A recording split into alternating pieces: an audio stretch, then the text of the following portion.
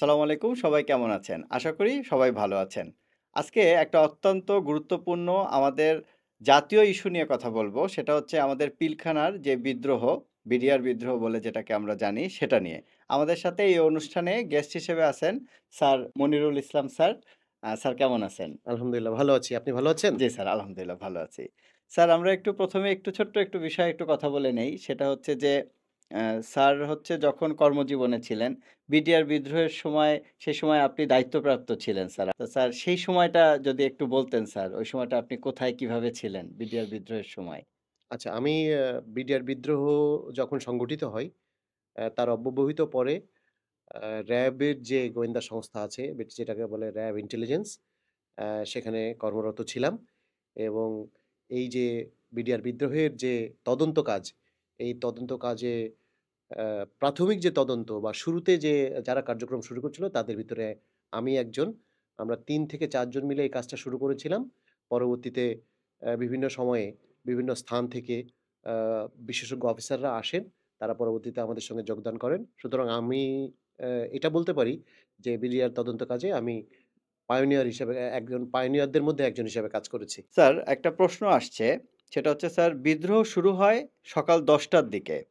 র‍্যাবের একটা দল বিডিআর এর ৩, ৪ এবং ৫ নম্বর গেটে অবস্থান নিয়েছিল এবং তার পরবর্তীতেই স্যার সেনাবাহিনীরও একটা অগ্রগামী দল এসে ওখানে অবস্থান নেয় এবং সেই সাথে পুলিশের ডিএমপি পুলিশ কমিশনার, রমনা জোনের ডিসি এবং লালবাগ থানার ওসিকেও গুরুত্বপূর্ণ পয়েন্টে অবস্থান নিতে বলা হয়।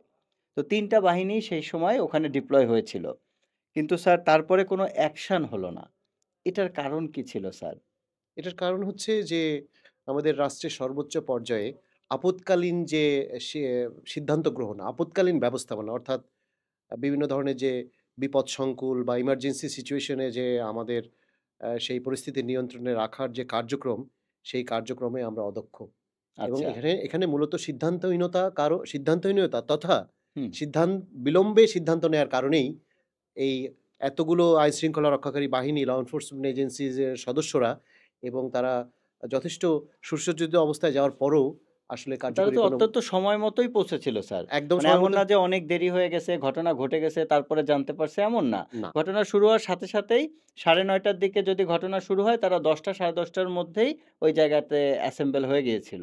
অ্যাবসোলিউটলি। হ্যাঁ। তারা আমি আপনাকে এটুকু বলতে পারি, তৎকালীন ক্যাপ্টেন শফিক নাম করে র‍্যাবে কর্মরত একজন অফিসার ছিলেন। সে অ্যা আ তার আশপাশ এলাকায় আ গতানুগতিক দায়িত্বে নিয়োজিত ছিলেন, রুটিন জি। কাজে নিয়োজিত ছিলেন এবং উনি খবর পাওয়ার সাথে, সাথে সর্বপ্রথম উনি উনার জনবল সহ ওখানে পৌঁছায় এবং ৩, ৪ এবং ৫ নম্বর গেটে তারা অবস্থান গ্রহণ করেন। হুম। এর অব্যবহিত পরে আপনি যেমনটি বললেন যে, অন্যান্য আইনশৃঙ্খলা রক্ষাকারী বাহিনী এবং সেনাবাহিনীর অগ্রগামী দল তারা ওখানে পৌঁছায়। কিন্তু যেহেতু আমাদের রাষ্ট্রের সর্বোচ্চ পর্যায়ে আপৎকালীন বন্দোবস্তি, আপৎকালীন ব্যবস্থাপনা নিয়ে দুর্বলতা আছে এবং সিদ্ধান্তহীনতার একটা বিষয় ছিল ওখানে জড়িত। আ সর্বোপরি বিলম্বে সিদ্ধান্ত গ্রহণের কারণে আসলে এতগুলো মানুষ ওখানে সময় মতো উপস্থিত হওয়ার পরও তারা আসলে কোনো কার্যকরী ভূমিকা রাখতে পারে নাই। স্যার এই অর্ডারটা আসলে কোথা থেকে আসার কথা ছিল যেখান থেকে আসেনি? আচ্ছা, এটা রাষ্ট্রের সর্বোচ্চ পর্যায় থেকে আসা উচিত। বিকজ এটা একটা বাহিনীর বিদ্রোহের বিষয় জড়িত হুম। যেখানে মানুষের জানমাল, রাষ্ট্রীয় সম্পত্তি আ যেখানে আ উম ধ্বংস হওয়ার সম্ভাবনা দেখা দেয়, সেখানে রাষ্ট্রের সর্বোচ্চ পর্যায় থেকে এটার সিদ্ধান্ত উ আ আসার কথা। এখানে যদি স্পেসিফিক্যালি বলি, তাহলে পরে আপনার র‍্যাব এবং পুলিশ বাহিনী তো তারা স্বরাষ্ট্র মন্ত্রণালয়ের আন্ডারে। সুতরাং হুম। স্বরাষ্ট্রমন্ত্রী তৎকালীন প্রাইম মিনিস্টারের কাছে গাইডলাইন সিক করে তারা এই সিদ্ধান্ত নেওয়ার কথা ছিল। আর সেনাবাহিনীর অগ্রগামী দলের ক্ষেত্রে সেনাবাহিনী প্রধান আ তৎকালীন প্রধানমন্ত্রী যেহেতু আপনার প্রতিরক্ষা মন্ত্রীও ছিলেন। হুম। তার কাছ থেকে সিদ্ধান্ত নিয়ে এই জিনিসটা অগ্রভাগে যারা ছিল বা ভূমিতে যারা দায়িত্ব পালন করছিল তাদের কাছে এটা ডেলিভার করার কথা ছিল। তো তারা সেখান থেকে ওই অর্ডারটা ওই পায়নি। অর্ডারটা পাই নাই এবং পরবর্তী আলোচনায় আপনার যদি প্রশ্ন থাকে সেটা তো উত্তর দিবই। হুম। যদি না থাকে তাহলে আমি বলব যে কিভাবে আসলে জিনিসটা আ একটা চরম বিলম্বে অ্যা অ্যা ঘটনাগুলো ঘটতে থাকে এবং সিদ্ধান্তহীনতাই আসলে এই হত্যাকাণ্ডের একটা বড় কারণ ছিল। বড় কারণ হয়। ঠিক আছে, ধন্যবাদ আপনাকে। আমরা পরের কোয়েশ্চেনটায় যাব। টোটাল ৫৭ জন সেনা অফিসার এবং সাথে আরো কিছু মানুষ সহ টোটাল ৭৪ জন নিহত হয়, শহীদ হয়। তো সেদিন আ মানে একটা নিউজে আসে যে সেদিন কিছু অফিসারকে ট্র্যাক করে যে অমুক অফিসার সে কোথায় আছে? তাকে খুঁজে তাকে শেষ করা হোক। এরকম কোনো ব্যাপার কি স্যার আপনারা যখন হচ্ছে উম ইনভেস্টিগেট করেছিলেন, তখন কি স্যার পেয়েছিলেন?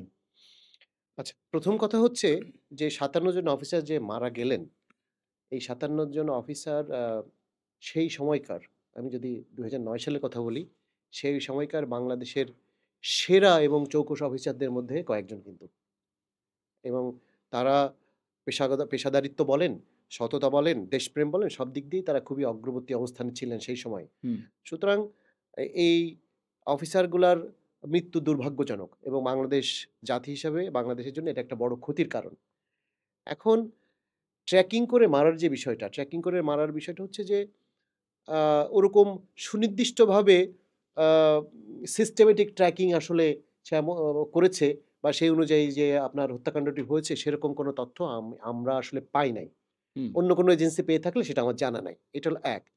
২ নম্বর কথা হচ্ছে যে এখানে আপনার একটা খুব জটিল একটা বিষয় কাজ করেছে। মানে প্রাথমিকভাবে আপনার আ এত জানমালের ক্ষতি হওয়ার কথা ছিল না। হুম, বিডিআর সদস্যদের পরিকল্পনা অনুযায়ী। যা হোক পরবর্তীতে এক পর্যায়ে গিয়ে যে বিডিআর সদস্য, তৎকালীন বিডিআর যে সদস্যরা আপনার এই পরিকল্পনা করেছিল এবং বাস্তবায়ন করছিল এই ঘটনার, তাদের কাছ থেকে এই ঘটনা আপনার নিয়ন্ত্রণের বাইরে চলে যায়। এবং পরবর্তীতে ব্যক্তিগত আক্রোশ এবং অন্যান্য আ এই ব্যাপারগুলো বিষয়গুলো আপনার আ এটার সাথে আসে। ফলশ্রুতিতে এত অফিসারের মৃত্যু ঘটে আরকি। মানে স্যার আপনি বলতে চাচ্ছেন যে দেখা যাচ্ছে যে কারো সাথে কারো কোনো সমস্যা থাকলেও সেটাও এটার ভিতরে ইমপ্লিমেন্ট হয়ে গেছে। একদম ঠিক এবং আ আ ব্যক্তি পর্যায়ের আক্রোশ, পর্যায়ে যে অসন্তুষ্টি, এই অসন্তুষ্টির কারণেই অনেক অফিসার কিন্তু মারা গিয়েছে ওখানে। তারা তাদেরকে হত্যাকাণ্ডের শিকার হতে হয়েছে এবং আ আসলে অ্যা বিষয়টা আমি কতটুকু বোঝাতে পারবো আমি জানি না। হুম, ওটা তো একটা যুদ্ধ অবস্থা ছিল হুম, এক পর্যায়ে গিয়ে। যুদ্ধ অবস্থায় গেলে কিন্তু মানুষের আ মধ্যে হিতাহিত যে জ্ঞান এবং যে আত্মনিয়ন্ত্রণ, আত্মসম্বরণ, এই আত্মসম্বরণের বিষয়টা কিন্তু অনেকাংশেই উধাও হয়ে যায়। হুম। ফলশ্রুতিতে খুব ছোটখাটো কারণ, ছোটখাটো আক্রোশ, ছোটখাটো মনোকষ্ট, ছোটখাটো অসন্তুষ্টির কারণেই কিন্তু অনেকগুলো মৃত্যুর ঘটনা ঘটেছে বলে আমরা তথ্য পেয়েছি। আচ্ছা, ব্যাপারটা আসলে খুবই দুঃখজনক। জি। স্যার এরপরে যেটা আসবে আসলে স্যার মানে মূল যদি কারণটা বলা হয়, আসলে এই বিদ্রোহটা কেন ঘটছিল স্যার? আচ্ছা এটা আ এক কথায় উত্তর দেওয়া আসলে সম্ভব সম্ভব না। না। Right sir. এটার বেশ কিছু কারণ আছে। এবং সেই কারণগুলো এখনো পর্যন্ত আপনার হাইপোথিসিস হিসাবে ধরতে হবে। হুম, বিকজ এই কারণগুলোকে আপনার সন্দেহাতীতভাবে এস্টাবলিশ করা অদ্যাবধি সম্ভব হয়নি। হুম, যে এটা কারণ, এটার প্রমাণ এই। এইভাবে কিন্তু আপনার এস্টাবলিশ করা সম্ভব হয়নি। কারণ এই তদন্ত কাজে বিভিন্ন ধরনের প্রতিবন্ধকতা আছে। হুম, অনেক ধরনের সীমাবদ্ধতা আমরা আগেও ফেস করেছি। এখন যারা এই তদন্ত কাজ করছে তারাও কিন্তু আপনার এই সীমাবদ্ধতাগুলো কিছু হলেও ফেস করবে। হুম, আচ্ছা, তাহলে কারণের কথায় আমি ফেরত আসছি। কি কারণ আসলে? মানে ঘটনাটা আমি একটু উদাহরণ দিয়ে জি বলি স্যার। আপনাকে। মনে করেন যে আপনি একটা কোনো কাজে যাচ্ছেন। আপনি বাসা থেকে রওনা করা শুরু করলেন। এখন আপনি পথে বিভিন্ন লোকের সঙ্গে আপনার দেখা হচ্ছে। আপনি কেন যাচ্ছেন, কোথায় যাচ্ছেন, এইটা তাদেরকে ব্যাখ্যা করতে দেখা গেল যে তাদের সঙ্গে আপনার ইন্টারেস্ট মিলে গেল। হুম, তাদের ইনটেনশন মিলে গেল। এইভাবে আপনি একা রওনা হলেও আস্তে কিন্তু আপনার সঙ্গে দল ভারী হয়েছে। লোকজন হুম, আস্তে বিভিন্ন ইন্টারেস্টেড গ্রুপ যারা, ভেস্টেড গ্রুপ যারা তারা এক হয়ে গিয়েছে। হুম, ঘটনাটা আমি বোঝাতে পারলাম কিনা জানি হুম, না। জি ঘটনাটা বুঝতে এরকমই। পেরেছি। হুম, মানে শুরুতে অল্প কিছু লোক দিয়ে পথ চলা শুরু হলেও পরবর্তীতে অ্যা আপনার যে হুম, পরিকল্পনার যে পথ চলা, সেই পথ চলায় কিন্তু বিভিন্ন লোকজন এটার সঙ্গে জড়ো হয়েছে, বিভিন্ন ইন্টারেস্টেড গ্রুপ। আচ্ছা, এখন আমি যেটা আগেই বলছিলাম যে এই কারণগুলো মূলত আপনার এখনো পর্যন্ত হাইপোথিসিস আমরা বিয়ন্ড রিজনেবল ডাউট বা হুম, সন্দেহাতীতভাবে এটা এস্টাবলিশ করা সম্ভব হয় নাই। হুম, তো তারপরেও যেগুলো খুব আ আ মানে শক্তিশালী সম্ভাব্য কারণ, হুম, সেগুলো সম্বন্ধে আমরা ২-১ টা বলতে পা কয় আমরা সেগুলো নিয়ে কথা বলতে পারি। সেটা হচ্ছে যে আ বাংলাদেশের আ যে প্রতিবেশী দেশের সঙ্গে আমাদের একটা বর্ডার ডিসপিউট আছে দীর্ঘদিন হুম, ধরে এবং সেখানে বিভিন্ন ধরনের টানাপোড়েন তারপরে বর্ডার কিলিং এগুলো হচ্ছে। তো আপনি যদি মনে করতে পারেন তাহলে পরে আপনার সিলেটের পদুয়াতে যে একটা ডিসপিউট হয়েছিল বর্ডার ডিসপিউট হুম, সেটারই আপনার কনসিকুয়েন্স হিসাবে আপনার রৌমারীতে হুম, যে ঘটনাটা ঘটলো, যেটা কিন্তু আমাদের পার্শ্ববর্তী দেশের বর্ডার সিকিউরিটি ফোর্সের তাদের কিন্তু বেশ কয়েকজন জওয়ান ওখানে মৃত্যুবরণ করে আরকি। হুম, তারা হত্যাযোগ্য মানে কি মৃত্যুবরণ করে। হুম, পরবর্তীতে এই জিনিসটা ভারতীয় যে আপনার আভ্যন্তরীণ যে পলিটিক্স তথা ভারতের সংসদ পর্যন্ত এটা নিয়ে ব্যাপক প্রতিক্রিয়ার সৃষ্টি হয়। হুম। তো এটা একটা হাইপোথিসিস যে অ্যা স্যার বাং ওই গল্পটা আমরা যদি একটু জানতে চাই জি, স্যার জি। যে আসলে আ যে রৌমারীতে বড়াইবাড়ি গ্রামে হুম, ওখানে যেই আমাদের হচ্ছে বিডিআর এর তৎকালীন সময় যে ছিল যে ওদের যে মানে চেকিং পোস্ট ছিল হুম, সেখানে মাত্র ১১ জন ছিল বা ৮ জন ছিল। হুম, হুম। তো তখন যখন ওই যে বিএসএফ এর একটা বড় দল ওখানে আক্রমণ করে, জি। এটার কারণ কি ছিল? মানে হঠাৎ করে সকালবেলা কেউ কিছু জানে না, ভোরবেলা দেখতেছে যে একটা বাহিনী ১০০-২০০ লোক ঢুকতেছে, বর্ডার ক্রস করে ঢুকে গেছে। এটার কারণ কি ছিল এই সমস্যাটার? এই সমস্যাটার কারণ ছিল যে আসলে যে আপনার বড়াইবাড়িতে যে আপনার আম আমাদের যে বিওপি ছিল, বর্ডার হুম, আউটপোস্ট হুম, যেটা হুম, মানে বিডিআর এর চৌকি, সেই চৌকিটাকে দখল করে হুম। সেটাকে আপনার আ আ বিএসএফ এর দখলে রাখা এবং পরবর্তীতে এটাকে বার্গেনিং চিপ, আমি জানি না বার্গেনিং আচ্ছা। চিপটা বোঝাতে পারলাম কিনা। হুম। মানে এইটা পরবর্তীতে যেকোনো নেগোসিয়েশন এর ক্ষেত্রে এটা একটা আপনার টুলস লিভারেজ হিসাবে, টুলস হিসেবে টুলস হিসাবে বা লিভারেজ হিসেবে হুম, ব্যবহার করে পরবর্তীতে একটা আপনার টেরিটোরিয়াল যে একটা অ্যাডভান্টেজ, হুম। এই অ্যাডভান্টেজটা নেয়াই ছিল মূল কারণ। আচ্ছা। প্লাস এটার সঙ্গে আরেকটু যুক্ত করতে চাই সেটা হচ্ছে হুম, পদুয়ার ঘটনায় আ হুম, বিএসএফ তথা ভারতীয় ভারত যথেষ্ট অসন্তুষ্ট ছিল হুম। এ ব্যাপারে। ফলশ্রুতিতে পদুয়াতে কি হয়েছিল স্যার? পদত্যাগ হয়েছিল স্বাধীনতার পর থেকে হুম, আপনার পদুয়া এলাকাটা ছিল বাংলাদেশের অংশ। আচ্ছা, ওখানে বিএসএফ আপনার আ বর্ডার আউটপোস্ট একটা ক্যাম্প করে হুম, ওখানে দখলে রেখেছিল। আচ্ছা, তো এটা নিয়ে বাংলাদেশে এবং ভারতের সঙ্গে খুব বড় ধরনের কোনো সমস্যা হয়নি। আচ্ছা। কিন্তু একটা মানে আপনার সমস্যা দেখা দেয় তখনই, যখন ওই পদুয়ার ভারতীয় ক্যাম্প থেকে বাংলাদেশের আ ভূমি ব্যবহার করে অন্য হুম, ভারতীয় আরেকটা ক্যাম্পে, বিএসএফ এর আরেকটা হুম, ক্যাম্পে যখন রাস্তা তৈরি করে, হুম, তখন বাংলাদেশ আ রাইফেলস যেটা হুম, তৎকালীন হুম, বিডিআর হুম, হুম, তারা এটাতে বাধা দেয় হুম। এবং পরবর্তীতে এই বাধা আ উপেক্ষা করে তারা রাস্তাঘাট বানাতে পারে নাই এবং ওই পদুয়ার যে আ বিএসএফ এর ক্যাম্প ছিল, ওই ক্যাম্পটা অ্যাবান্ডন করতে তারা বাধ্য হয়। আচ্ছা, সেটা তারা একটা সেটব্যাক হিসাবে হুম। ধরে নেয়। আ তো সেইটারই অংশ হিসাবে তারা কনসিকুয়েন্স হিসাবে তারা কিন্তু চলে আসে হচ্ছে আপনার বড়াইবাড়িতে। বড়ুয়াবাড়িতে। বুঝতে পারছি। তার মানে স্যার তারা আসলে এখানে যখন সুবিধা করতে পারে নাই, তারা হুম। ওখানে বড়াইবাড়িতে একটা একটা ইস্যু ক্রিয়েট করে তখন একটা নেগোসিয়েশন করতে চাইছে যে, ঠিক আছে তাহলে বড়াইবাড়িরটা হচ্ছে আমরা অ্যাডজাস্ট করতেছি, ওইখানে একটা রাস্তা করতে দেওয়া হোক। জি, এরকম টাইপের জি। একটা বিষয়। আরেকটা সম্ভাব্য কারণ আমি এখানে হুম, আরেকটা ইনপুট আমি এখানে সম্ভাব্য কারণ হিসেবে দিতে চাই হুম, আপনাকে। সেটা হলো আপনি যদি আ বড়াইবাড়ির ঘটনাটা দেখেন, হুম, সময়কাল হুম। কখন এটা সংঘটিত হয়েছে? ২০০১ সালে ২০০১ সালে। এপ্রিল মাসে এপ্রিল মাসে ১৮ তারিখে ১৮ তারিখে। জি, তাইলে দেখেন যে এটা কিন্তু আ মানে বাংলাদেশের যে আম আ নির্বাচিত সরকারের আ একটা যে আ আপনার আপনার কি বলে? হ্যান্ডিং ওভার হ্যাঁ, প্রসেস ২০০১ সালে নতুন হ্যাঁ, একটা সরকার আসছে। হ্যাঁ, হ্যাঁ, মানে ওই সময় এই একটা প্রসেসে এই হুম, সময়ে কিন্তু আম এরকম একটা অ্যাটাক তো আসলেই একটা ইস্যু ক্রিয়েট করে। ইস্যু এটা একটা রিজিওনাল একটা ডায়নামিক্স আছে বলে আমার মনে হয়। হুম। আচ্ছা স্যার আমরা আ যে এই বিডিআর বিদ্রোহটা নিয়ে যখন আমরা একটু পড়াশোনা করেছি, তখন আমরা দেখেছি ১৯৯১ সালেও নাকি স্যার একটা বিডিআর এর বিদ্রোহ সংগঠিত হয়েছিল। স্যার কি এটা সম্পর্কে একটু বলবেন? ওই সময়টাতে আসলে কি হয়েছিল বা কেন হয়েছিল? আচ্ছা, ১৯৯১ সালে হচ্ছে আপনার বিডিআর বিদ্রোহ সংগঠিত হয়েছিল বাট সেটা খুব একটা লো স্কেলে। লো স্কেলে লো আচ্ছা। স্কেলে এটার আ খুব ক্রাক্স টুকু আমি আপনাকে বলি আরকি। জি। সেটা আ আ পরবর্তীতে কোনো বড় আকার নেয় নাই। নেয়নি। এটা ভিতরে একটা সমস্যা হয়েছিল এবং সামান্য মানে অল্প স্বল্প ম্যানিফেস্টেশন অল্প স্বল্পভাবে এটা দৃশ্যমান হওয়ার পরে হুম, পরবর্তীতে এটা আর সমস্যা হয়নি। তবে যে এখানে ইম্পোর্টেন্ট জিনিস যেটা, সেটা হচ্ছে যে আপনার ওই সময়ে অ্যা মানে বিদ্রোহ মানে তো বিদ্রোহ। জি। ইনসাবঅর্ডিনেশন হুম, হুম, বা রিভোল্ট হুম, যেটাই বলেন, হুম। এইটা হলো পৃথিবীর যেকোনো বাহিনী জন্য একটা বিপজ্জনক বিষয়। অবশ্যই। এবং আ পৃথিবীর সকল বাহিনী, সকল দেশ এই বিদ্রোহ নিয়ে খুব আপনার সিরিয়াস থাকে। হুম, কারণ এরা তো সবাই বিশেষ ভারী অস্ত্র-শস্ত্র এবং অত্যাধুনিক মারণাস্ত্রে সজ্জিত থাকে হুম, সারাক্ষণ। হুম। এদের ভিতরে যদি বিশৃঙ্খলা দেখা দেয়, তাহলে কিন্তু সেটা আ রাষ্ট্রের একটা বড় ধরনের ক্ষয়ক্ষতির সম্ভাবনা রয়ে যায়। বিধায় এ ব্যাপারে সারা পৃথিবীর দেশই এই ব্যাপারে খুব সিরিয়াস। জি। তো বিডিআর তৎকালীন বিডিআর যেহেতু আধা সামরিক বাহিনী, সুতরাং এটা কিন্তু আ এদের কাছেও অনেক আপনার অত্যাধুনিক অস্ত্রপাতি এবং আ মানে বিভিন্ন আ আপনার অবকাঠামো এবং জানমালের ক্ষতি করার জন্য যথেষ্ট পরিমাণ তাদের কাছে অস্ত্রশস্ত্র ছিল তখনও। হুম, তো এই বিষয়টা নিয়ে আ আ এই বিষয়টার একটা মৌলিক বড় কারণ যেটা, সেটাই আমি বলব আপনাকে। সেটা হচ্ছে যে সেনাবাহিনীর অফিসারে বিডিআর সেনাবাহিনীর অফিসার যে বিডিআর এর নেতৃত্বে ছিল, এই বিষয়ে একটা ট্রিগারিং এর মাধ্যমে এটা সংগঠন করা হয়। আচ্ছা। হ্যাঁ?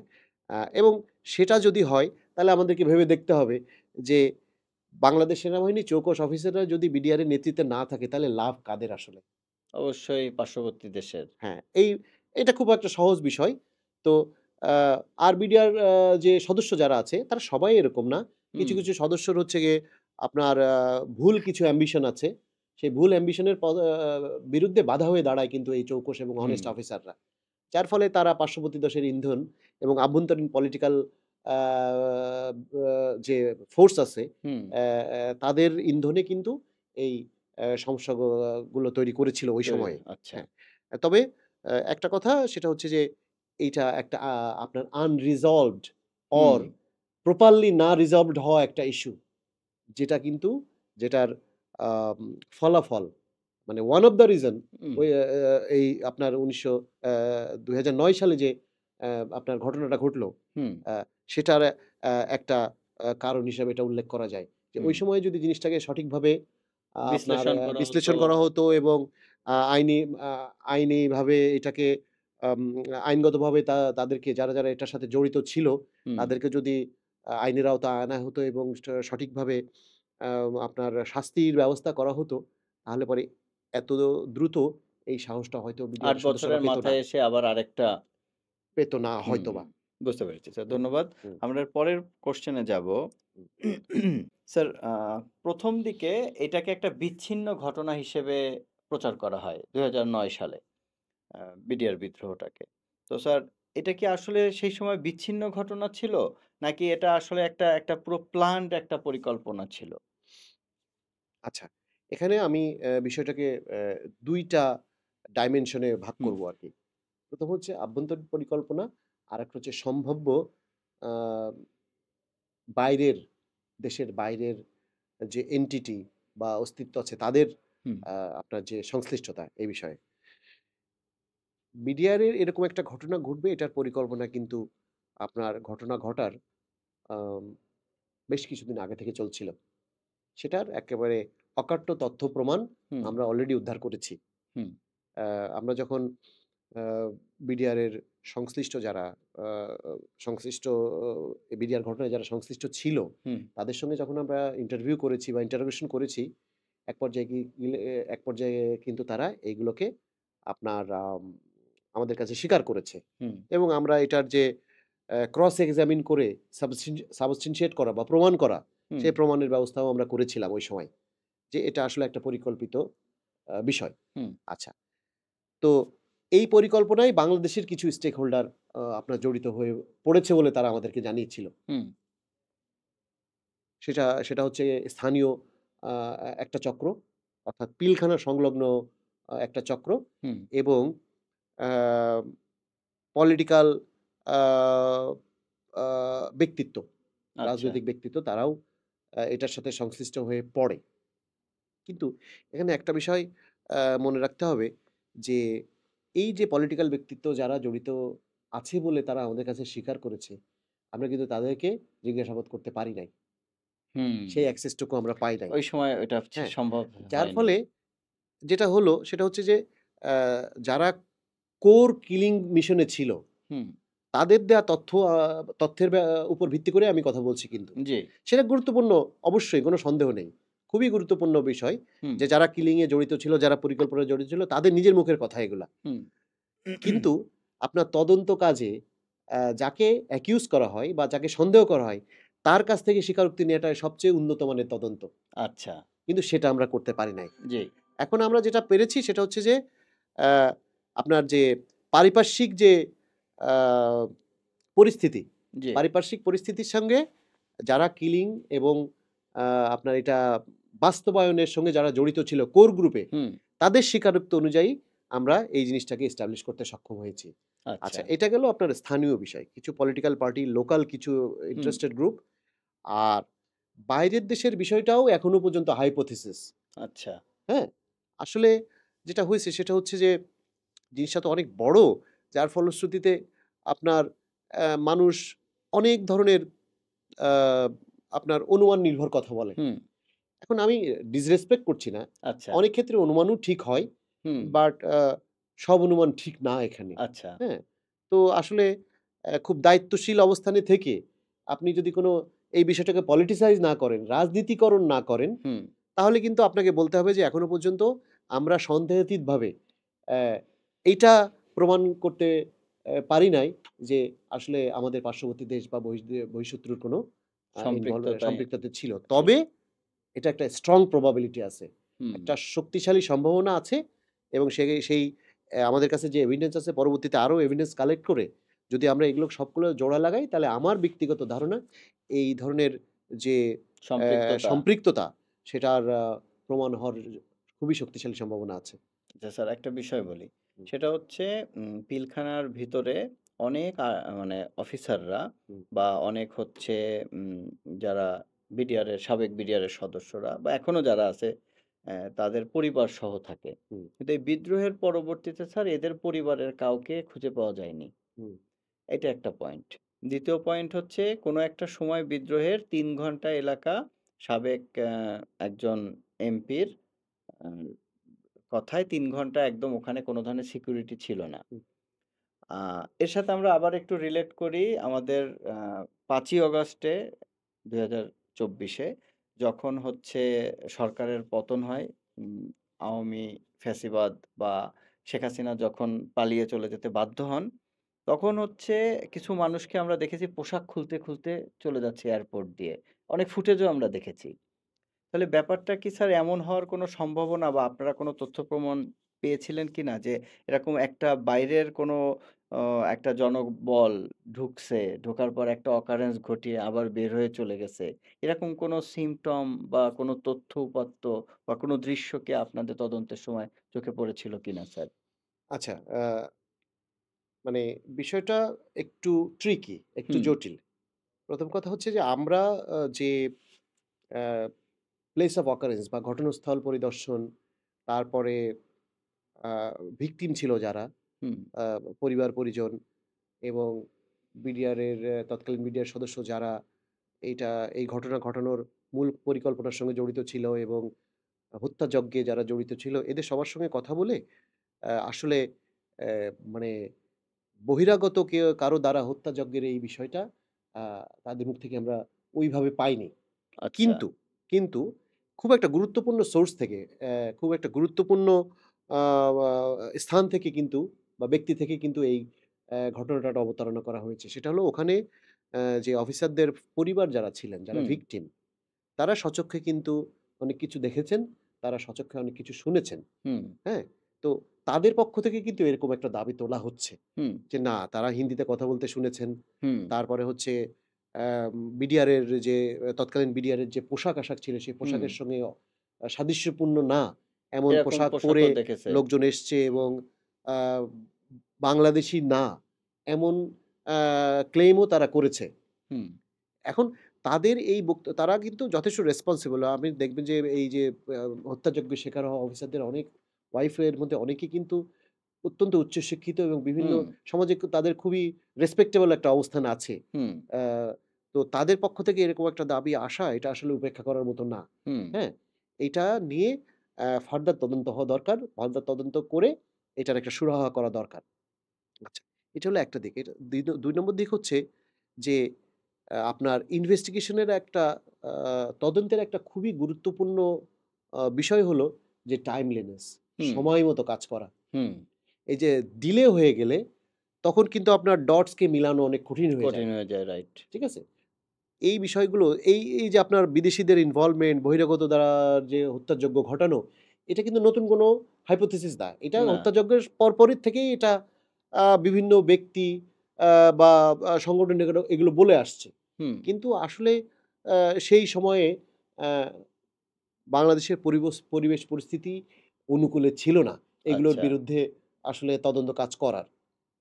যার ফলে অনেক ডিলে হয়ে গিয়েছে। কিন্তু যেহেতু এই বা আপনার শহীদ হওয়া অফিসারদের আ বা পরিবার বর্গ হুম, যাদের ভিতরে অনেকেই খুবই দায়িত্বশীল, উচ্চশিক্ষিত উনারা যেহেতু বলছেন এটা, হুম। সুতরাং এই বিষয়ে আ আরো বেশি ইনভেস্টিগেশন করা দরকার এবং বর্তমান যে আপনার তদন্ত কমিশন আছে, নিশ্চয়ই তারা এই বিষয়টা দেখবে। হ্যাঁ? তবে তদন্ত বাকি ছিল। তদন্ত একটা প্রিমেচিউরড অবস্থায় আমরা আসলে আ রেখে চলে আসতে চলে হয়েছে আসতে আরকি। হয়েছে। বিষয়টা এরকম। বুঝতে পেরেছি স্যার। স্যার আরেকটা বিষয় যদি বলি, সেটা হচ্ছে যে আ বিডিআর এর যেই সদস্যরা যখন উম পরবর্তীতে বিডিআর দলটাকেই তো মানে সংগঠনটাকেই তো নাম-টাম চেঞ্জ করে একটা ব্যাপার অন্য নতুন নামে নিয়ে আসা হলো। বিজিবি নামে বর্ডার গার্ড বাংলাদেশ নামে নিয়ে আসলো। তো বর্ডার গার্ড বাংলাদেশে যে ১ম যিনি হচ্ছে আ মানে বিজিবির প্রধান হলেন জি, আ lieutenant Mainul. Mainul sir. Lieutenant general Mainul. Mainul. হুম, উনার ব্যাপারে বলা হয় হচ্ছে উনি এই মানে বাধাগ্রস্ত করেছে তদন্তটাকে। এরকম একটা অভিযোগ পেপার পত্রিকায় বিভিন্ন জায়গায় আসে। তো আসলে আবার সেনাবাহিনীর এতগুলো অফিসার মারা গেল, শহীদ হলো। হুম। সেনাবাহিনী থেকেও তো একটা চাপ তৈরি হওয়ার কথা এইটার হচ্ছে করার জন্য। তো এই ব্যাপারগুলো স্যার সে সময় কিভাবে আসলে রান করছিল? আচ্ছা। আ বিষয়টা হলো যে শুধু লেফটেন্যান্ট জেনারেল মইনুল স্যারের বিষয়ে আমি খুব ব্যক্তিগতভাবে তাকে আসলে রেসপন্সিবল করতে চাই না। হুম, বিকজ সে উনি একটা বিডিআর এই কার্নেজের পর হুম, আ এরকম একটা খুব আ সি মানে মনে করেন যে চ্যালেঞ্জিং সময়ে সে হচ্ছে বিজিবির পরিচালকের দায়িত্ব নিয়েছিল। He had his own challenge. তার নিজের চ্যালেঞ্জ ছিল কিন্তু। হুম, এটা পুনর্গঠন করা, এরকম হত্যাযজ্ঞের পরে আপনার কমান্ড এস্টাবলিশ করা এবং যিনি এই ফোর্সটার আবার ডিসিপ্লিন ফেরত আনা, এটা উনার চ্যালেঞ্জ ছিল। বাট আমি যেটা মনে করি সেটা হচ্ছে যে এই ঘটনাকে আ পলিটিসাইজ করা হুম, জাতিগতভাবে আমাদের ভুল ছিল। আচ্ছা। আমার দৃষ্টিকোণ থেকে মনে হয়েছে এক পক্ষ এইটাকে শর্টকাট করার চেষ্টা করেছে হুম, যে কোনো রকম শেষমেশ করে দেয়া হোক। আরেক পক্ষ এটাকে এক্সাজারেট করার চেষ্টা করেছে। যে এটার ভিতরে আর কি আছে, আর কি আছে? হুম, এবং সেটাও মানে আ আপনার অযৌক্তিক ছিল না। গভীরে যাওয়ার বিষয়টা যেটা একটা হুম, তদন্তের গভীরে যাওয়ার বিষয়টা সেটা কিন্তু অ্যাপ্রিশিয়েটেড একটা বিষয় যে না ফাইন যাক। কিন্তু মনে করেন অহেতুক রেটরিক তৈরি করা, হুম, বিভিন্ন ধরনের মন গড়া কথা যেটার কোনো ভিত্তি নাই, সেই ভিত্তি করে এই তদন্ত কাজের একটা ডিস্টার্বেন্স হয়েছে।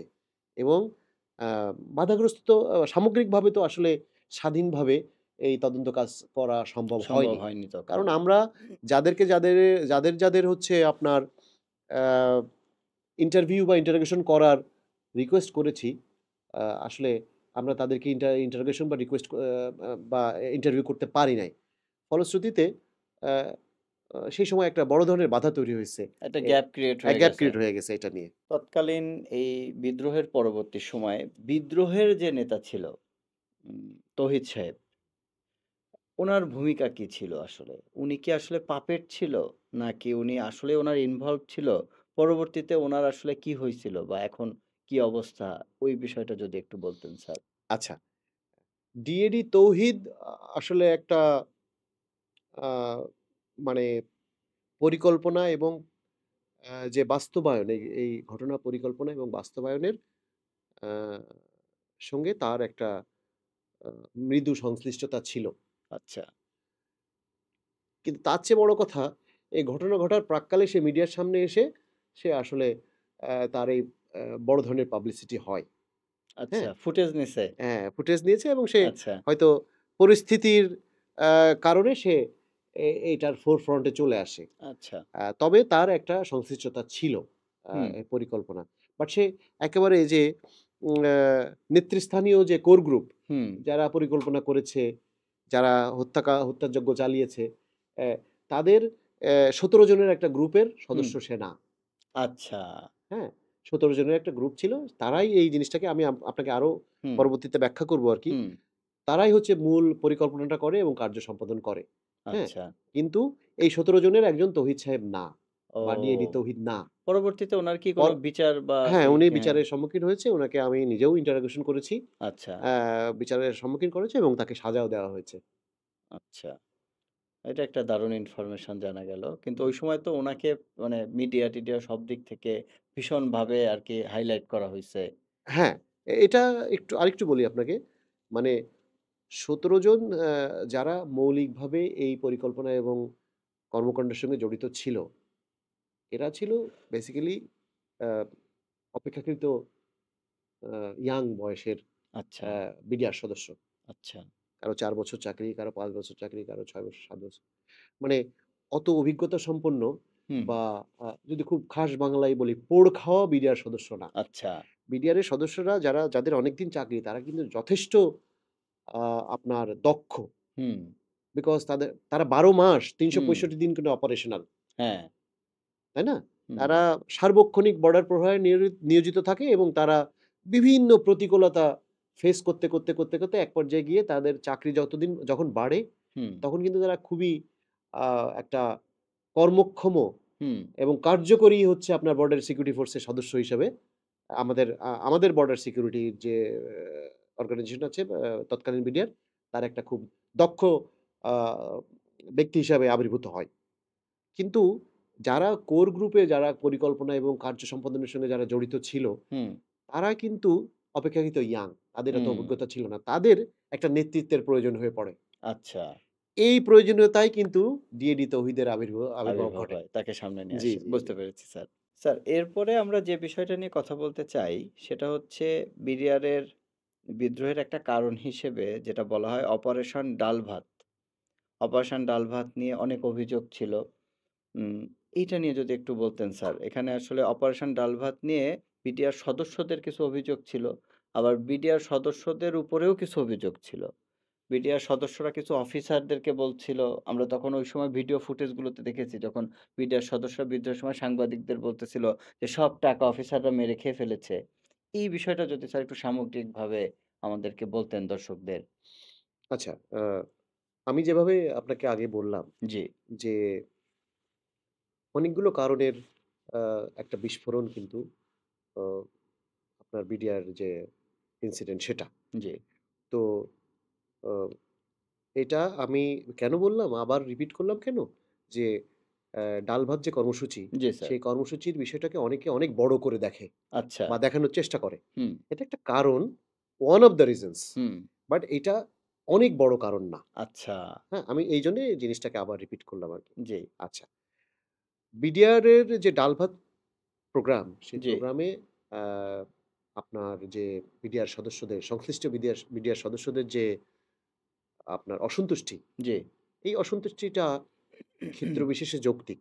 হুম, কিছু বাড়াবাড়ি আছে, হুম, কিছু অযৌক্তিক, কিছু যৌক্তিক। বাট একেবারে অযৌক্তিক সেটা বলা হুম, যাবে না। হুম, আচ্ছা, ১ম কথা হচ্ছে বিডিআর সদস্যদের একটা ক্লাসিক্যাল কর্মকাণ্ড আছে। হুম, তারা হয় বর্ডার সিকিউরিটি জন্যে হচ্ছে আপনার বিওপিতে নিয়োজিত থাকে হুম, অথবা প্রশিক্ষণ করে হুম, অথবা প্রশাসনিক তাদের বাহিনীর যে প্রশাসনিক কার্যক্রম এগুলোতে নিয়োজিত হুম, থাকে অথবা তারা একটা নির্দিষ্ট সময় ছুটি কাটায়। হুম, যেটা তাদের প্রাপ্য। হুম, যেহেতু ফ্যামিলি ছাড়া দূরে থাকে তারা হুম, অধিকাংশ সদস্য। তো এই ক্লাসিক্যাল যে কাজ, কর্মকাণ্ড সেই কর্মকাণ্ডের বাইরে ডাল ভাত প্রোগ্রামটা তাদের জন্যে হুম, আ আসে। এই দায়িত্ব পালনের ক্ষেত্রে হুম, আসলে তারা বেশ কিছু সমস্যা এনকাউন্টার করে আচ্ছা। এবং আ সৎ এবং দক্ষ কর্মকর্তাদের উপর আ আ রেসপেক্ট রেখেই বলছি, কিছু আ দুর্নীতি, কিছু অনাচার কিন্তু হয়েছে ওই সময়। আচ্ছা। এটা অস্বীকার করলে হবে না। হুম, অস্বীকার করলে তাহলে সত্যটা আসবে না আসলে। উভয় পক্ষেরই কিছু ভুল ভ্রান্তি ছিল। বাট হুম, সেটা অনেক বড় মাপের কিছু না। আচ্ছা। মূল কথা হচ্ছে যে এখানে আ তৎকালীন বিডিআর সদস্যদের যে প্রত্যাশা, হুম, সেই প্রত্যাশার কিছু অযৌক্তিকতা যেমন ছিল, পাশাপাশি তাদের কিছু ক্ষেত্রে অপ্রাপ্তিও ছিল। আচ্ছা। সো একেবারে বিনা কারণে মিডিয়ার সদস্যদের এই বিষয়ে অসন্তুষ্টি, সেটা যেমন ঠিক না, হুম। আবার অনেক বড় অনাচার হয়েছে তাদের বিরুদ্ধে সেটাও ঠিক না। আচ্ছা। বিষয়টা স্যার এরকম। এখানে যে ওভারটাইমের বিষয়টা আসছিল যে এই প্রোগ্রামগুলোর জন্য যে ওভারটাইম করা লাগছে, আমি ঠিক জানি না স্যার। মানে আমাদের দেশের যে বাহিনীগুলো আছে তাদের কি আসলে ওভারটাইমের কোনো পলিসি আছে বাংলাদেশ সরকারের? আচ্ছা, নাকি ওভা দেশভক্তির উপর দিয়ে চালায় দেওয়া হয়? না, না, না। ওভারটাইমের বিষয়টা কি আমি বলি আপনাকে। আ একটি অ্যাকচুয়ালি বিডিআর এর বিষয়টা আমাকে আরো পরিষ্কার করে জানতে হবে। জি। সেটা হলো ১। তবে হুম, খুব সম্ভবত যেটা হুম, মানে মোস্ট প্রবাবলি সেটা হলো যে যেমন আর্মির বিষয়টা রেফারেন্স টেনে আমি বলছি হুম, বিডিআর এর হুম, কথা। হুম। আর্মিতে আসলে কোনো ওভারটাইমের কোনো বন্দোবস্তি নাই। বিকজ আপনাকে আ বাহিনী তথা সরকার, হুম, দেশ আপনাকে 24/7 ওখানে থাকা, খাওয়া, হুম, চলাফেরা, চিকিৎসা সমস্ত এমনভাবে বন্দোবস্তি করে দিয়েছে যেমন আপনাকে খেতে বাসায় যেতে হবে না। আচ্ছা, আপনার ঘুমাতে অন্য জায়গায় যেতে হবে না। আচ্ছা। হ্যাঁ? আপনাকে 24/7 সার্বক্ষণিক আ দায়িত্বে নিয়োজিত থাকতে হবে এবং যে বেতন, যে ভাতা এবং যে রেশন বা অন্যান্য আনুষঙ্গিক সুবিধাদি আছে সেগুলোর বিপরীতেই আপনাকে এগুলো করতে হবে। আচ্ছা। হ্যাঁ, একটা বিষয় আছে সেটা হচ্ছে যে যদি আপনি আপনার ক্লাসিক্যাল কাজের বাইরে যদি নিয়োজিত থাকেন, হুম, সেটা হচ্ছে যেমন আপনি দেখবেন যে সেনাবাহিনী দীর্ঘমেয়াদী একটা অনেক লম্বা সময় ধরে শীতকালীন প্রশিক্ষণ করে প্রতি হুম, বছর। হুম, তারপরে এই যে আপনার এখন যে সেনাবাহিনীর লোকজন যারা নিয়োজিত আছে, হুম, তাদের জন্যে একটা আপনার মানে প্রতিদিন যে খাবারের যে বন্দোবস্তি, এই মেসিং অ্যালাউন্স প্লাস একটা আ আপনার সম্মানী ছোটখাটো একটা সম্মানী তা খুবই যৎসামান্য। এটা প্রতিদিন দেওয়া হয়। যে কয়দিন তারা নিয়োজিত থাকবে সে কয়দিন তারা এটা করবে। হ্যাঁ? আচ্ছা। এটাকে আসলে আ মানে ক্লাসিক্যাল যে আমরা ওভারটাইম বলতে যেটা বুঝি হুম, সেরকম না। বিডিআর এর সদস্যদেরও খুব সম্ভবত এটাই যে এটাই নিয়ম। কারণ আ ধা তারা যখন হচ্ছে আপনার ইয়েতে থাকে, ফর এক্সাম্পল তারা যখন আপনার বর্ডার আউটপোস্টে বা বিওপিতে থাকে তখন তো তারা ২৪ ঘন্টাই নিয়োজিত থাকে হুম, এবং ১ মাস, ২ মাস, ৩ মাস, ৬ মাস পর্যন্ত তারা নিয়োজিত থাকে। তো এটা আসলে ওরকম আ আ বেসামরিক পরিমণ্ডলে যে আপনার ওভারটাইমের যে কনসেপ্ট, হুম, সেই কনসেপ্ট এখানে নাই। তবে তারা একটা আ তাদের ক্লাসিক্যাল কাজের বাইরে যদি তারা কাজ করে, ফর এক্সাম্পল হুম, এই যে আপনার ডাল ভাত কর্মসূচি, হুম। সেই কর্মসূচিতে তাদের ভাতা দেওয়া হতো বলে আমি শক্তভাবে বিশ্বাস করি। স্যার সুযোগ সুবিধা প্রাপ্তির ক্ষেত্রে সেনা সদস্য এবং বিডিআর সদস্যদের মধ্যে বৈষম্য ছিল কি? হ্যাঁ, এটাকে বৈষম্য বলা যাবে না। একেক বাহিনীর হুম, আপনার কর্মকাণ্ড বা রোল, দায়িত্ব এটা কিন্তু একেক ধরনের হুম, এবং একেক বাহিনীর আ আপনার কর্মকাণ্ডের রূপরেখা যেমন একেক রকম, সুতরাং তাদের পোশাক-আশাক, অস্ত্র-শস্ত্র, হুম, খাবার-দাবার এবং অন্যান্য আনুষঙ্গিক সুবিধাদিও কিন্তু আলাদা। এটা সারা বিশ্বেই বিদ্যমান। হুম।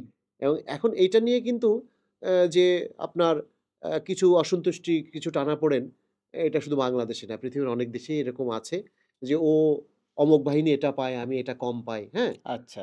তবে একটা জিনিস আমি আমার দীর্ঘকালীন যে চাকরির অভিজ্ঞতা, সেটায় দেখেছি যে বাংলাদেশের সব সরকারই অ্যা আপনার সামরিক বাহিনী তথা আর্মি, নেভি, এয়ারফোর্স এবং বিজিবির সদস্যদের সর্বোচ্চ ভালো রাখার তারা আন্তরিক চেষ্টা করে থাকে। কিছু পার্থক্য থাকবেই। হ্যাঁ? সেটা আ আ আপনার মানে ওরকম তবে একটা জিনিস একটা জিনিস বলতে চাই যে অনেক বড় ধরনের পার্থক্য নাই বৈষম্যের। আচ্ছা। আসলে বিডিআর সদস্যদের বৈষম্যের যে বিষয়টা সেটা সামনে আসলো কি করে? তাদের মূল বক্তব্য ছিল তারা জাতিসংঘ মিশনে যেতে পারছে হ্যাঁ, না। হ্যাঁ? এখন আচ্ছা, মনে করেন তাদের বেতন অবকাঠামো, তাদের সুযোগ সুবিধা অলমোস্ট আর্মির মতোই কিন্তু। এইটা আচ্ছা। নিয়ে তাদের খুব বড় ধরনের অসন্তুষ্টি কোনো হুম, কালেই ছিল না। হুম, এটা মোটামুটি আমি নিশ্চিত। তবে যেমন সেনা সদস্য একটা জাতিসংঘ মিশনে গেলে সে তার বেতনের পাশাপাশি হুম, মনে করেন এক টুকরো জমি কেনা, একটা বাড়ি হুম, করার হুম, যে হুম, একটা হুম।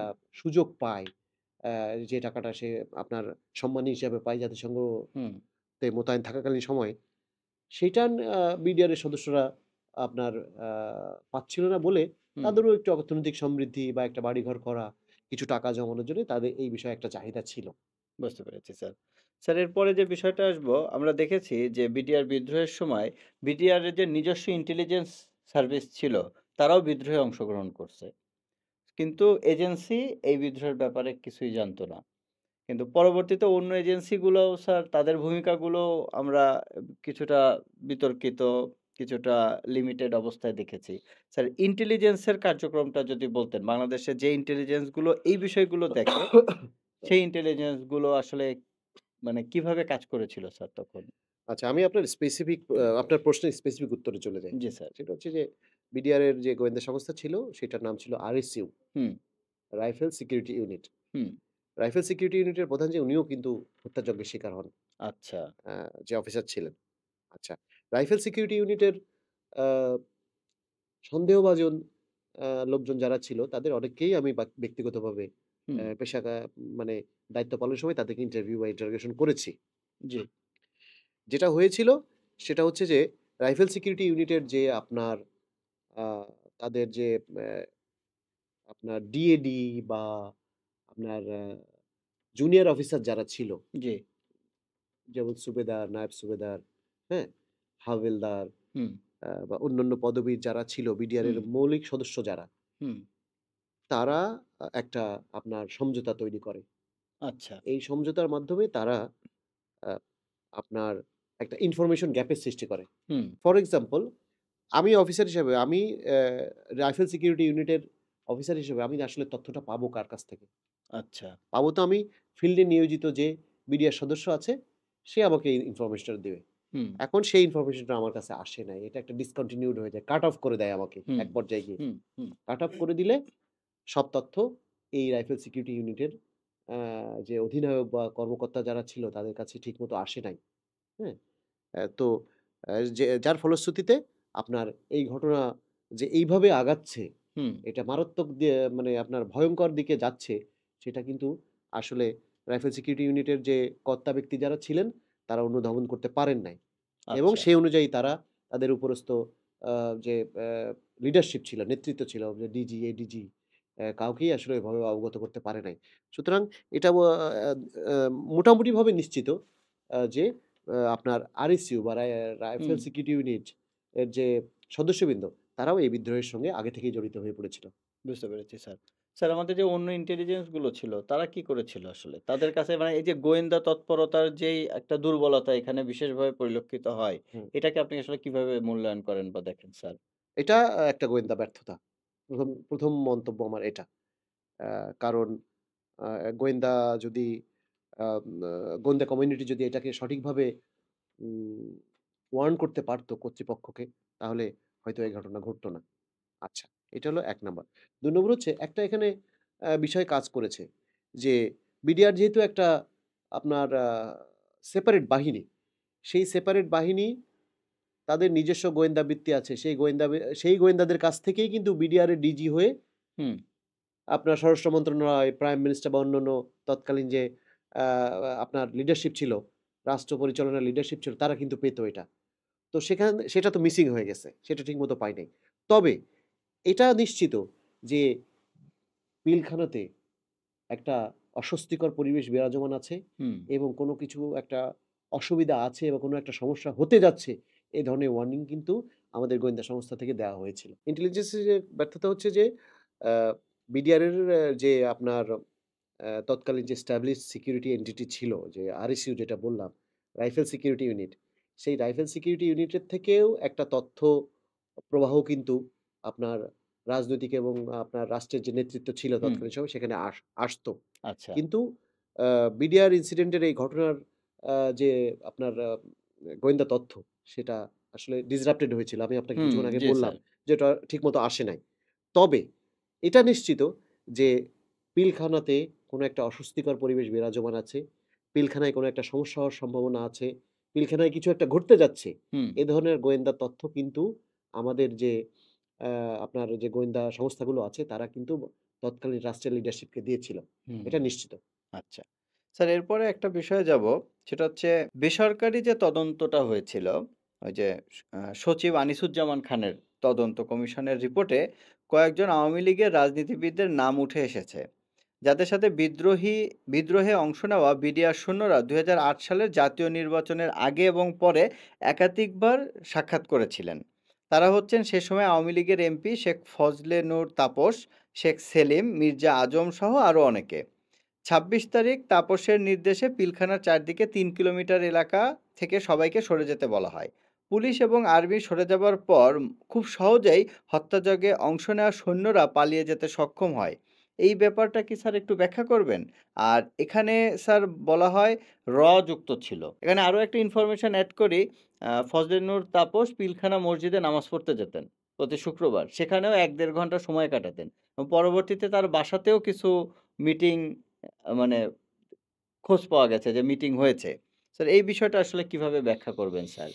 আচ্ছা, এখানে খুব একটা আ ইন্টারেস্টিং বিষয় জড়িত সেটা আগে বলে নেই। সেটা হচ্ছে যে আপনার বিডিআরের যারা সদস্য, এখন কি সেটা আমি ঠিক জানি না, হয়তো যে বিষয়টা এখন সমাধান হয়েছে বা তৎকালীন বিডিআর সদস্যদের আ আপনার দায়িত্ব পালন করা মানে প্যাটার্ন অফ যে ডিউটি, দায়িত্বের নেচারের কারণেই তাদের স্থানীয় যে রাজনৈতিক নেতৃত্ব, জেলা প্রশাসক সহ হুম, অন্যান্য সবার সঙ্গে তাদের একটা যোগাযোগের প্রয়োজন পড়ত।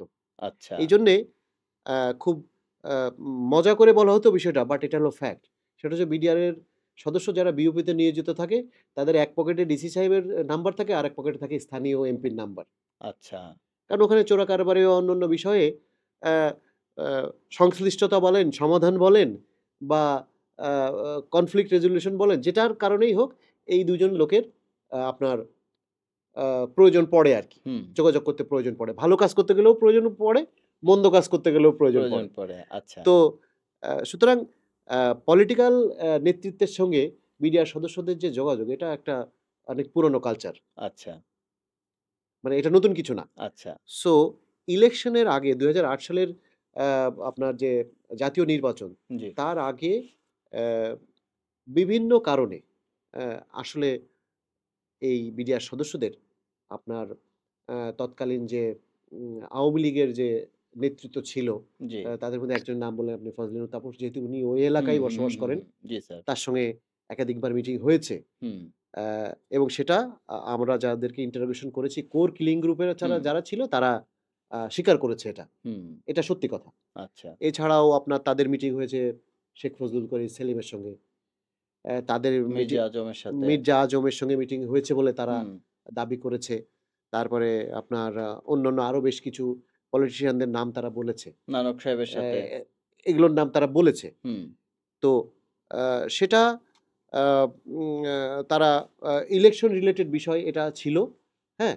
এখন তারা দাবি করেছে, এই যে বিডিআর এর সদস্য যারা হুম। কিলিং গ্রুপে বা পরিকল্পনার সঙ্গে যারা জড়িত ছিল, হার্ডকোর গ্রুপ যেটা, জি, তারা দাবি করেছে যে অ্যা এই যে হত্যাযজ্ঞর পরিকল্পনা, সেই পরিকল্পনার বিষয়ে তাদের কাছ থেকে তারা আলোচনা করেছে এবং দিক নির্দেশনা নিয়েছে। আচ্ছা, কিন্তু সমস্যা এখানে একটা আছে কিন্তু। আ একটা স্ট্রং প্রবাবিলিটি আছে যে কারো একটা সংশ্লিষ্টতা থাকতে পারে কিন্তু। আচ্ছা। কিন্তু সমস্যা কোথায় দাঁড়িয়েছে? সেটা হচ্ছে যে এই যে যাদেরকে যাদের নাম আমরা বলছি, তাদের কাউকেই কিন্তু আমরা জিজ্ঞাসাবাদ করতে পারি নাই। পারা যায়নি আমরা তখন। রিকুইজিশন করছি, আমরা চেষ্টাও করেছি। কিন্তু আপনি তো সেই সময়কার বাস্তবতা যদি চিন্তা করেন, আসলে হুম, এটা সম্ভবও ছিল না। হুম, যার ফলে এখন তাদেরকে জিজ্ঞাসাবাদ না করলে শুধুমাত্র এই বিডিআর এর প্রাক্তন সদস্যদের যে কিলিং গ্রুপের সঙ্গে জড়িত যে সদস্য, হুম। সেই সদস্য এবং সার্কামস্টেন্সিয়াল এভিডেন্স দিয়ে এটাকে আমরা এস্টাবলিশ করতে পারি। কিন্তু সবচেয়ে ভালো হতো যদি এই এই লোকগুলাকে আমরা লোকগুলোকে জিজ্ঞাসাবাদ করতে পারতাম। তাদেরকে আমরা তদন্তের আওতায় আনতে পারতাম। তাহলে হয় এদের সংশ্লিষ্টতা সন্দেহাতীতভাবে প্রমাণিত হতো, অথবা কেউ কারো সংশ্লিষ্টতা হয়তোবা হতো, কারো হয়তো ক্লিয়ার করা যেতে পারত। হুম, যেটাই হোক, একটা আপনার ক্লারিফিকেশন হতো আরকি। সেটা আসলে তখনও করা হয়নি, এখনো সম্ভব হচ্ছে না। বুঝতে পারছি। এখন তো তারা নেই কেউ। এখন তারা নেই। নেই। স্যার, আপনি যে তদন্তটুকু করেছিলেন স্যার, আপনার তদন্তের মূল বিষয়টা যদি আপনি চান যতটুকু জানানো যায় হুম, দর্শকদের, সবটুকু হয়তো জানানো যাবে না। হুম। সেটা যদি যতটুকু জানানো যায় যদি জানান স্যার। ১ম কথা হচ্ছে যে আ ঘটনা ঘটলো ২৫ এবং ২৬ ফেব্রুয়ারি জি স্যার। ২০০৯। তো তদন্তটা কিন্তু আপনার আ মার্চ মাসের ১ তারিখ ২ তারিখ থেকেই আমরা শুরু করে দিলাম। আচ্ছা। এবং আ শুরুতে আ এটা অত্যন্ত স্মুথলি এগিয়েছে আরকি। কোন ধরনের প্রতিবন্ধকতা, বাধা বিপত্তি ছিল না। এবং আমরা আ সর্বপ্রথম যে গ্রুপ আপনার বিডিআর হত্যাযজ্ঞের পরে ঘটনাস্থল পরিদর্শন করেছে তার ভিতরে আমরা ছিলাম। আমরা আচ্ছা, কয়েকজন ছিলাম মাত্র। তখনও সবাই সব তদন্তকারী কর্মকর্তা আসে নাই। তো যাই হোক প্যারালালি কয়েকটা জায়গায় তদন্ত হচ্ছিল। একটা হচ্ছে র‍্যাবের আ তত্ত্বাবধানে, আরেকটা হচ্ছে আপনার জেআইসি আছে একটা জয়েন্ট ইন্টিগ্রেশন সেল। আ সেটাতে বিভিন্ন বাহিনীর তদন্তকারী কর্মকর্তার তদন্তকারী কর্মকর্তারা যোগ দিয়েছিল। তাদের মাধ্যমে হচ্ছিল এবং আ আর্মির পক্ষ থেকে একটা হচ্ছিল। তারপরে আপনার ওই যে মিস্টার আনিসুজ্জামান সাহেবের কথা হুম। বললেন, উনার যে মাধ্যমে হচ্ছিল। ব্রিগেডিয়ার জাহাঙ্গীর স্যারের সাথে একটা তৎকালীন হচ্ছে মেজর জেনারেল জাহাঙ্গীর হুম, স্যার, জি, জি, জি। যিনি এখন স্বরাষ্ট্র উপদেষ্টা, হুম, আ উনার নেতৃত্বে একটা হয়েছিল সেটা সেনাবাহিনীর তরফ থেকে। হুম, তো এইভাবে কিন্তু বিভিন্ন পর্যায়ে, বিভিন্ন সময়ে, বিভিন্ন আপনার ব্যক্তি এবং প্রতিষ্ঠান দ্বারা তদন্তটা হয়েছে। জি, তো আমি আমার অভিজ্ঞতার কথায় ফেরত আসি। জি। শুরুতে আপনার র‍্যাব আ সর্বোচ্চ অ লজিস্টিক্স এবং সহযোগিতা করেছে এই তদন্ত কার্যক্রম পরিচালনা করার জন্যে। এবং আ আপনার মার্চ মাসের শেষের দিকে এবং এপ্রিলের মার্চ মাসের শেষে এবং এপ্রিলের শুরুতে এটা একটা বিরাট গতিশীল একটা পর্যায়ে আসে। আচ্ছা। কারণ অনেক কর্মকর্তাকে রিকুইজিশন করে বাংলাদেশের বিভিন্ন জায়গা থেকে আনা হয় এবং আমরা টিম গঠন করে এগুলো করতে থাকি। হুম, এবং র‍্যাব যে অথরিটি হিসেবে তাদের সর্বোচ্চ সহযোগিতা তারা করেছিল। কিন্তু আ ধীরে, ধীরে আমরা একটা পরিবর্তন লক্ষ্য করলাম। আচ্ছা, ধীরে, ধীরে পরিবর্তন লক্ষ্য করলাম যে আপনার র‍্যাবে কিছু কর্মকর্তাদের পরিবর্তন হলো, চেঞ্জ হলো আরকি, রিপ্লেসমেন্ট হলো এবং সেই রিপ্লেসমেন্ট এর কারণে আ আগের যে গতি ছিল, যে গতিতে আমরা চলছিলাম সেই গতিটা আস্তে, আস্তে কমতে শুরু করল। আচ্ছা। এবং আ যে স্বাধীনভাবে কোন ধরনের বাধা বিপত্তি ছাড়া যে তদন্ত কাজ করা, হুম, যেটা খুবই অপরিহার্য, সেই কাজটা আমরা করতে বিভিন্ন ধরনের বাধার সম্মুখীন হতে শুরু করলাম।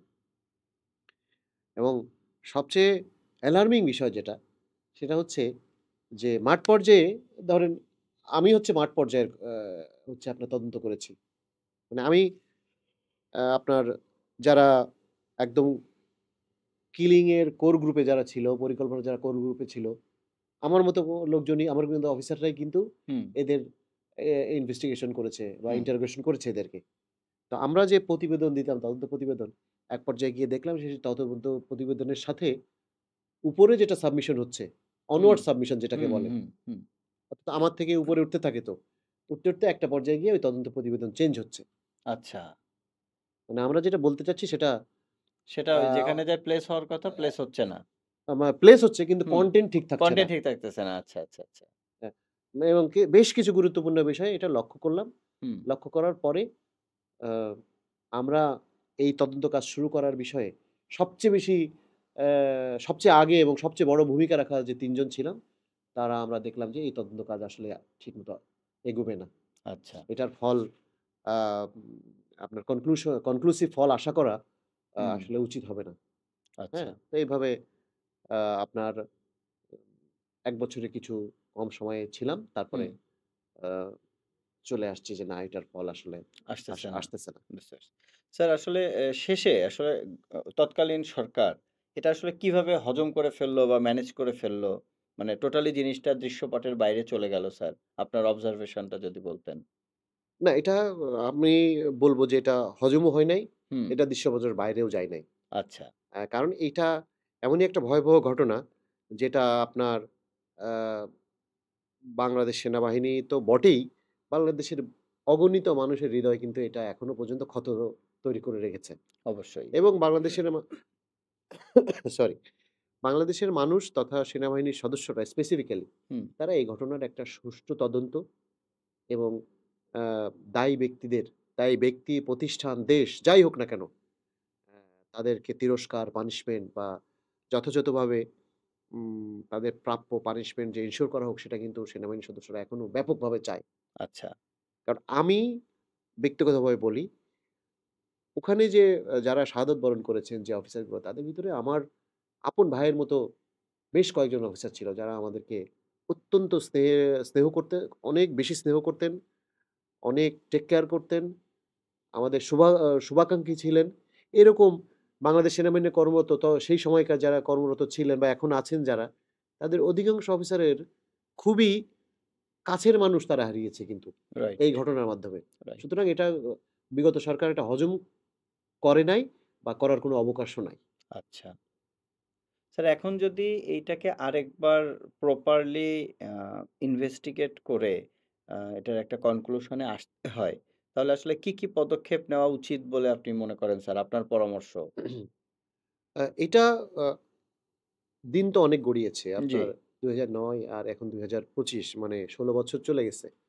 এই ১৬ বছরে কিন্তু আ একটা সুষ্ঠু তদন্ত ১৬ বছর পরে কোনো ঘটনার সুষ্ঠু তদন্ত করা এটা খুবই চ্যালেঞ্জিং, আচ্ছা। খুবই চ্যালেঞ্জিং। এটা নাম্বার ১। নাম্বার ২ হচ্ছে যে তদন্ত কমিশন যেটা গঠন হয়েছে সেই তদন্ত কমিশনকে আপনার সেই সময়ে যারা ২০০৯ সালে হুম, যারা এই তদন্ত কাজে জড়িত ছিল হুম। তাদেরকে একীভূত করতে হবে।